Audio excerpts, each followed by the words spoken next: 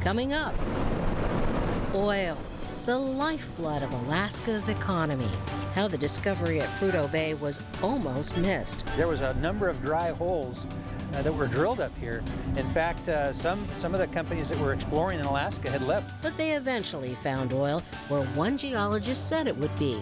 And what a find it was. It was as thick as a 7-story hotel. Yeah. Ahead, the Trans-Alaska Pipeline, 40 years later, how it changed Alaska forever. Sponsorship for Frontiers with Rhonda McBride is provided by your local Alaska Toyota dealers. Toyota, let's go places. Alaska, where there are old triumphs, but also new frontiers. With challenges as great as the state itself, but a belief the best is yet to come. Bringing you the faces, the places, and the spirit of the last frontier. This is Frontiers with Rhonda McBride. Welcome to our program. In June 1977, oil flowed through the Trans-Alaska Pipeline for the very first time, 800 miles from Prudhoe Bay to Valdez. 40 years ago, this was the new frontier. And while a lot has changed, some things remain the same.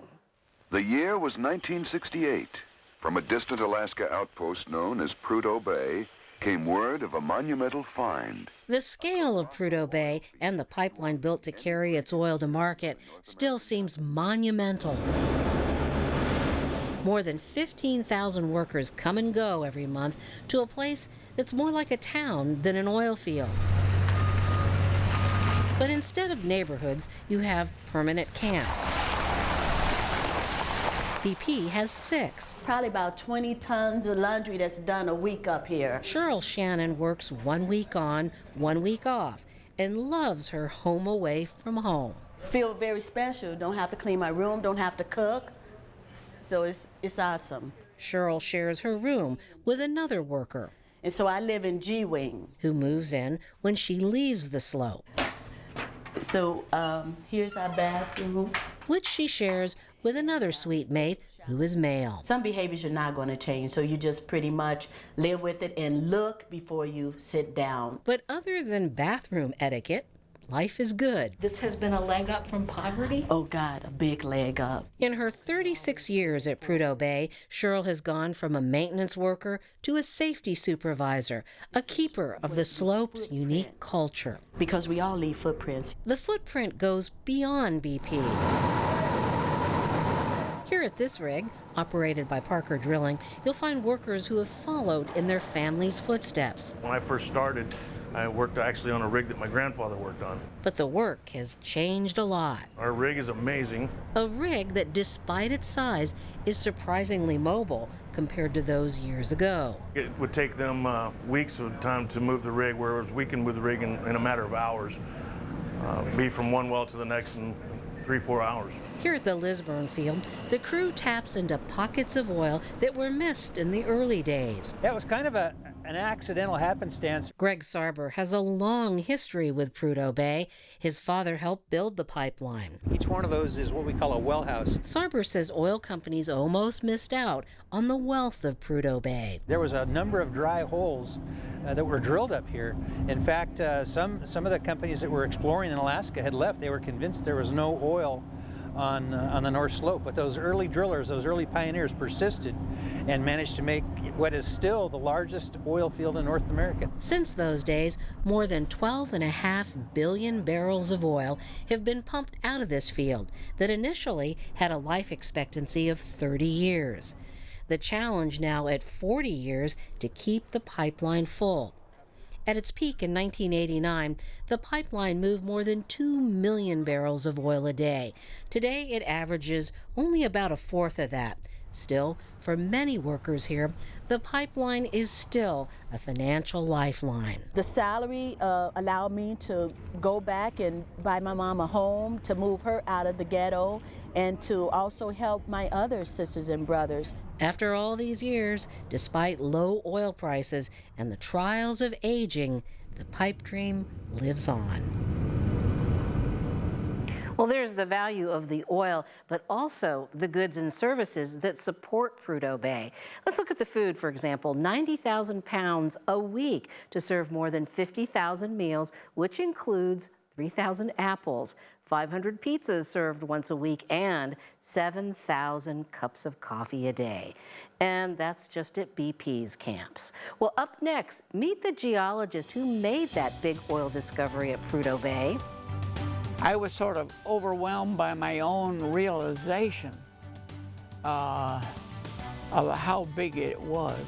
As a matter of fact, the biggest oil field in North America. How it all started out as just a hunch.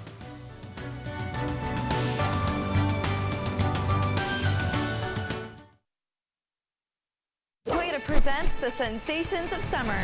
The perfect cars, trucks, and SUVs to get you to your favorite destinations. Like the all-time best-selling sedan in the world, Corolla. Recently named as an IIHS top safety pick. Every new Corolla now features Toyota Safety Sense as standard equipment. Add in Toyota Care, Toyota's no-cost maintenance plan, along with these great limited-time offers, and you'll see why we call it sensational. Come drive a Corolla for yourself at your Alaska Toyota dealer. Or shop online anytime. Toyota, let's go places. We are scholars.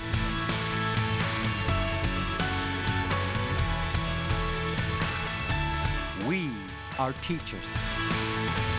We are many things, but tobacco does not define us. It's a fact. Over half of Alaska Native adults don't use tobacco. For more resources on building a healthy life, visit anthc.org/weare. You work hard, putting in extra hours to pay for his inhaler, her allergy treatments, and the care she needs to stay in her home. At the end of the month, there isn't much left. That's why the Senate's healthcare bill is so devastating. You'll spend even more on premiums, pay more for prescriptions, and your family's coverage could be taken away altogether. Tell Senator Murkowski to do what's right for Alaska families and vote no on the health care bill. Tell me how the day unfolds. 11 keeps me in the know. The feeling is so fine, I gotta say. You're everywhere, got you everywhere. Everywhere I roam. You're everywhere, got you everywhere. Everywhere I go. Go. Everywhere I go. The history of Prudhoe Bay and the oil pipeline is full of surprises. One of the biggest came from Tom Marshall, a geologist who at 91 is still full of surprises. You can see the little plums here already. Here's some here. For Tom Marshall, there's nothing like a challenge. A lot more things are possible than people think are possible. When Tom planted his first fruit trees, people told him they'd die in their first year. I felt a little bit like a fool because people that I thought were knowledgeable were telling me that this wasn't possible. But just look at these trees now. There's one, there's some. Tom Marshall has lived in this house in Airport Heights since 1959.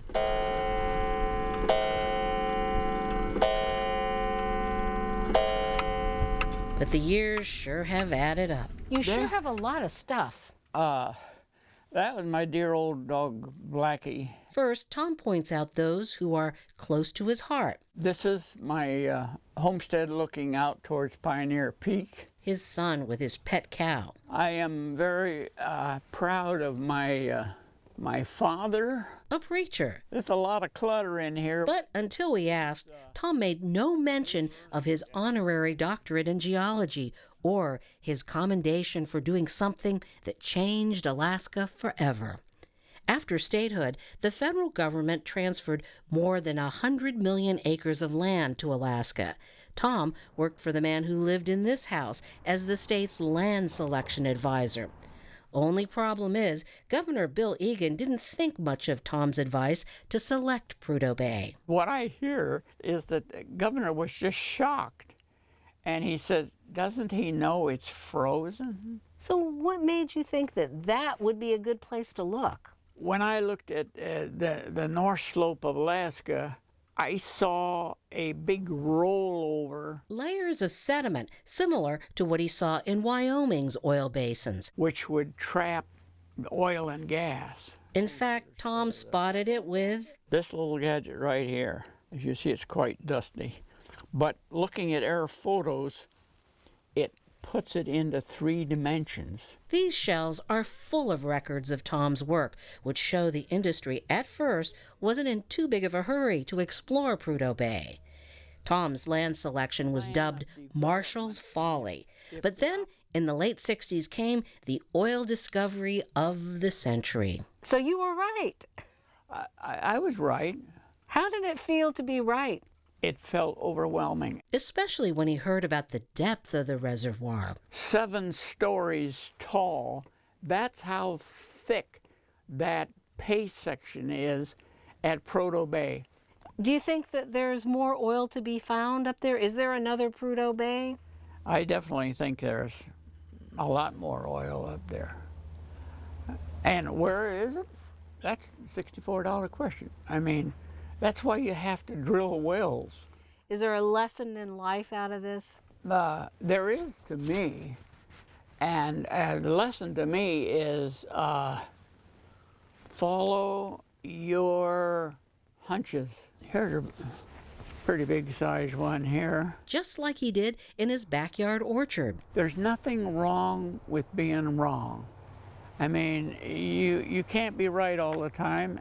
And if you don't stick your neck out, you're not going to get any place.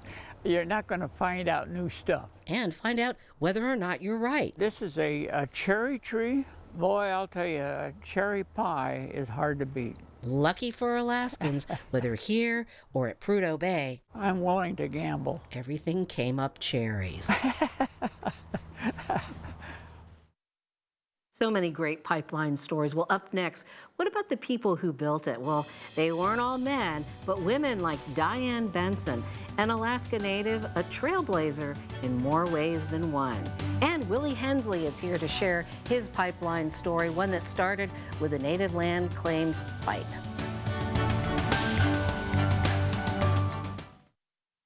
I just want cremation. Cremation specialist in Alaska. Can I have a service before cremation? Our staff is committed to serving your needs. I just want something basic. The simpler, the better. Specializing in simple cremations. Whatever your reasons are for choosing cremation, call Cremation Society of Alaska, 277-2777, or in the Valley, 373-8627, and on the web at alaskacremation.com. Senator Murkowski promised to protect our health care.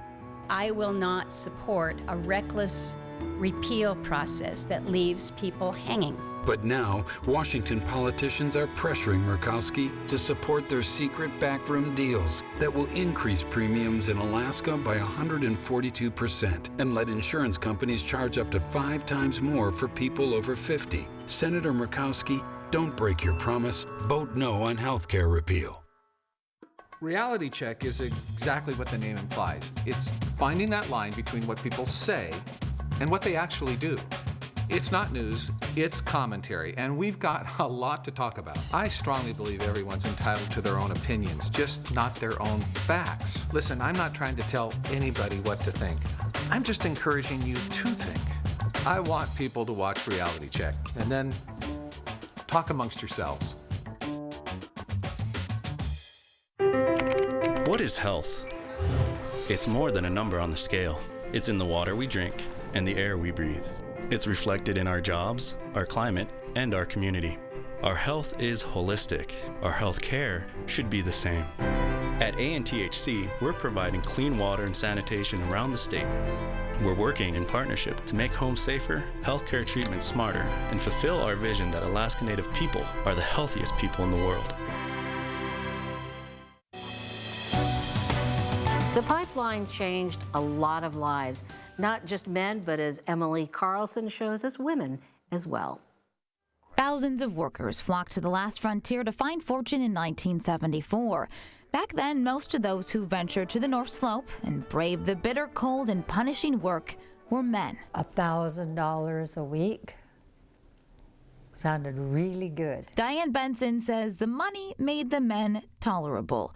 At 19, her paycheck tripled when she joined the Teamsters and shipped north to work in a warehouse. Dealing with an entire wall of naked women, we're talking like about 100 feet of wall of just centerfolds, and some of them really graphic. Diane protested and got into a lot of fights. Yep. But thanks to 2 federal requirements, she kept her job. Yeah. 8% of Alyeska's jobs go to women, and the pipeline company hires must include 3,000 natives. Pick tractor trailer up at Pump 12. Diane is both. But then I decided I wanted to be a truck driver because I always loved driving. Diane went down to the Teamsters office and bid on a water truck.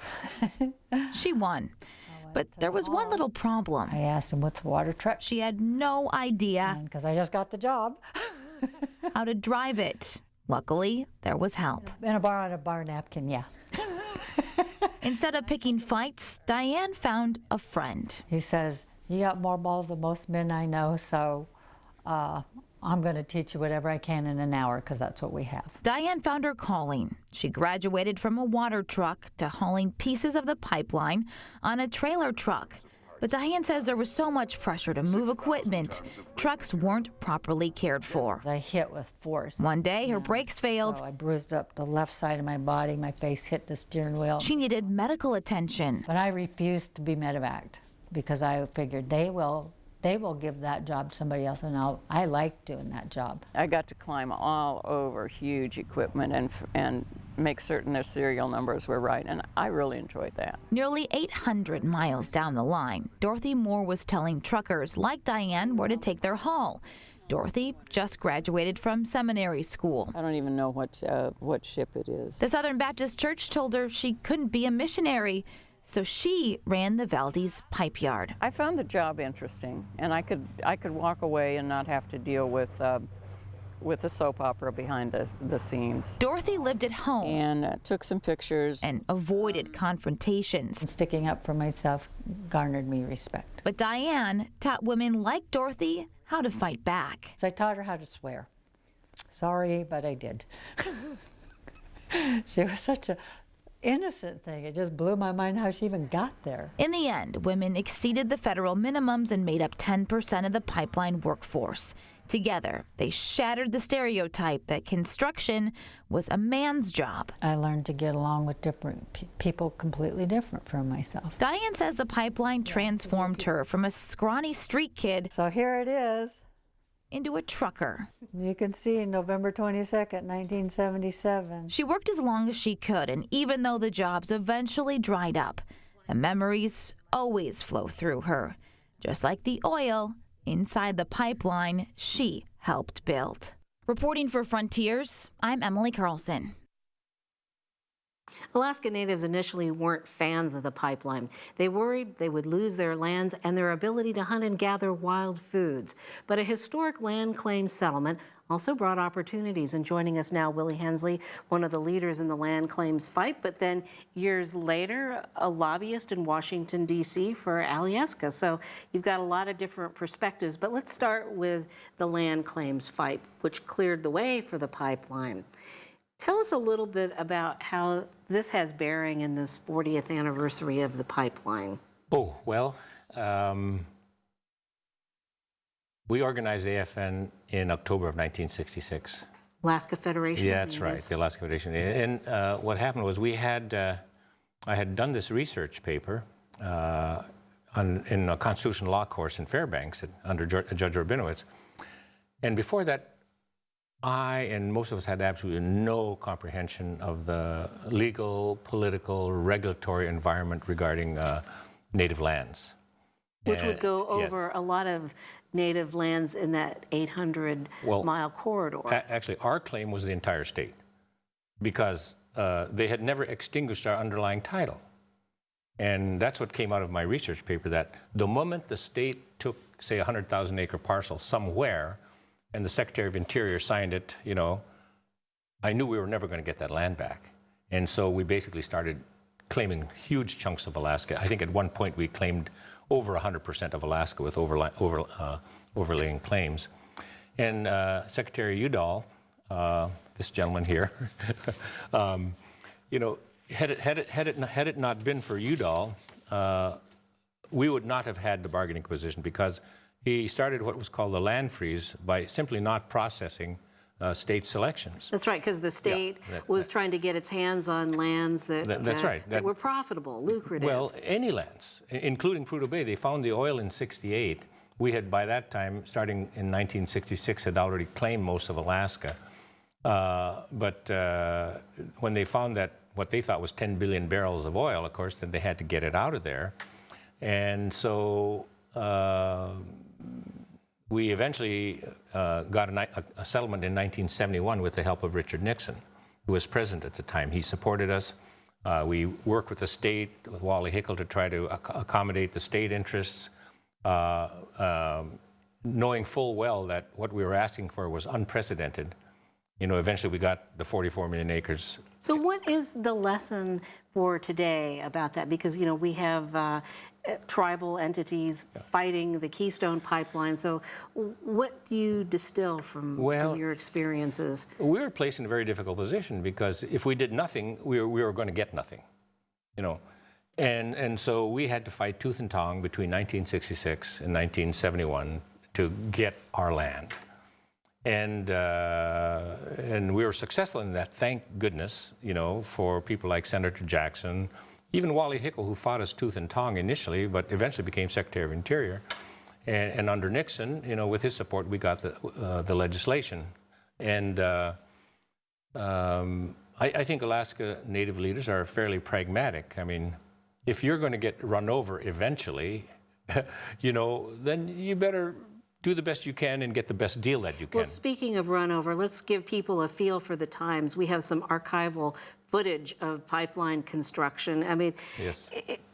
I don't think people can imagine, unless they were there, just, you know, how huge this was for our state. It was massive. I mean, the pressures were tremendous, because the state thought that we were going to cause them to go bankrupt because they couldn't sell and lease the land that they were going to get under the Statehood Act.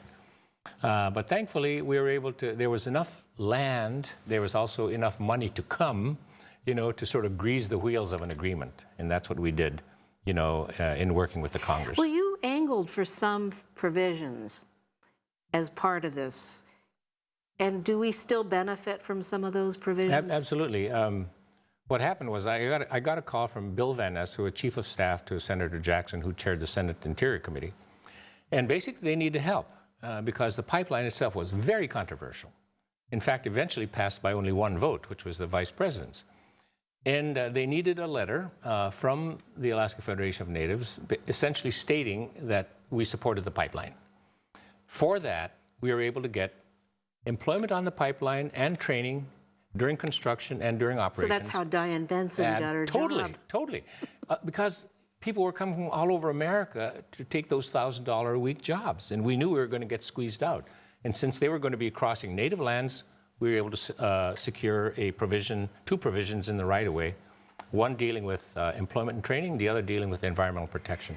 So looking at Prudhoe Bay today, where we are now, this massive North Slope infrastructure that's up there, where do Alaska Natives fit in that?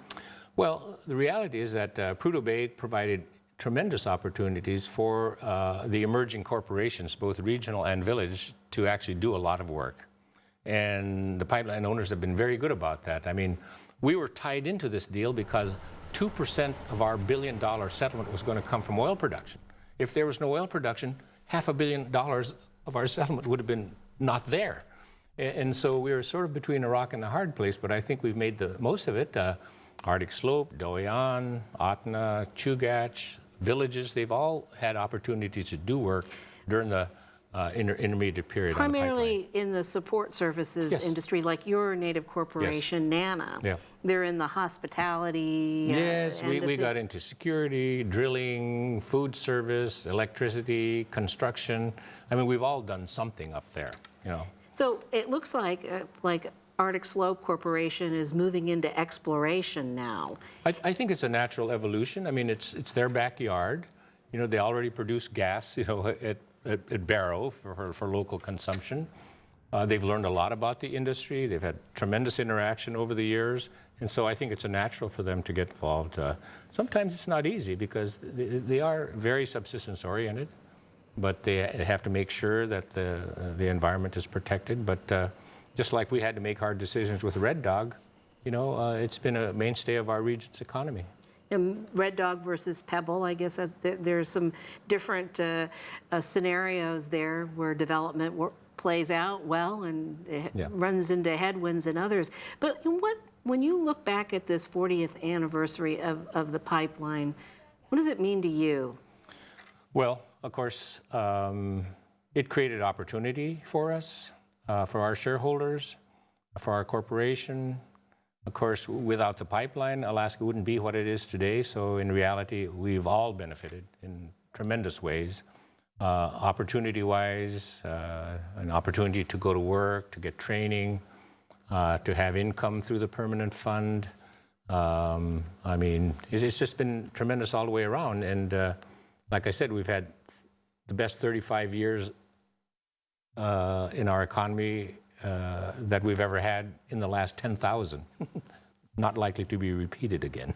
So I guess you bring up a good subject. Where do we go from here? I mean, we're fighting over oil taxes, oil tax credits, because we feel like we need to incentivize more stuff to keep this pipeline flowing. Yes. Well, it's not going to be easy.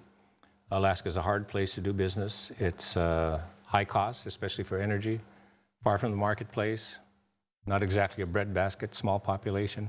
So it's going to be a real challenge to try to find a way forward to keep our people employed in the future. And it's just the way it is. Well, so many challenges to navigate, but you know, the glass is either half full or half empty in your mind. Quick answer. Alaska was wonderful even before we had oil. It's going to be wonderful after. You just have to figure a way to make a livelihood. All right, thank you very much, Willie Hensley, who wears many hats in our state. Thanks. Well, the last 40 years of the pipeline definitely taught us a lot of things, and I'm sure we're not done learning. We leave you now with some photos that are part of a gallery on the Anchorage Museum's website. Hope you enjoy them. Thanks for watching. We'll see you next week.